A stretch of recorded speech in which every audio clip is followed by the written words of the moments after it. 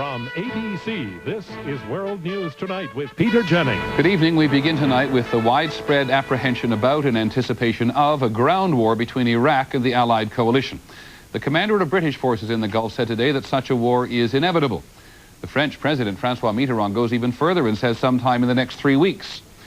The chairman of the Joint Chiefs of Staff and the Secretary of Defense leave for Saudi Arabia tonight to discuss a land war with the overall commander of Allied forces, General Norman Schwarzkopf, who is playing his cards very close to his chest. ABC's Sam Donaldson spent the day with him.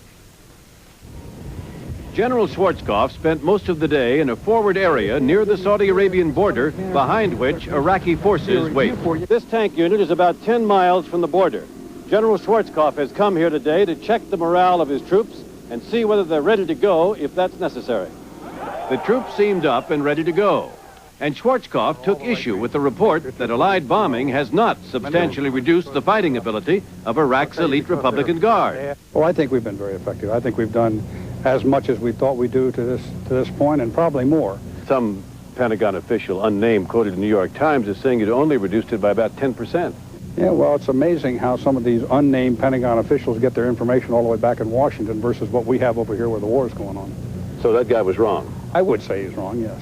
Are you reaching a point where many of the Republican Guard units could be called combat ineffective? I wouldn't say they're combat ineffective, but I would certainly say they're seriously damaged.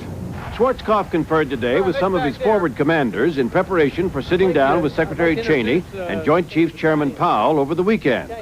He wouldn't disclose what his recommendations for a land war timetable will be, but he does not sound like a man ready to rush into one. Do you think a ground war can be avoided? Can air power do it by itself? I don't know. I think it's still too early to tell. I think got to wait and see. Schwarzkopf will make a recommendation, but of course only the president will make the final decision.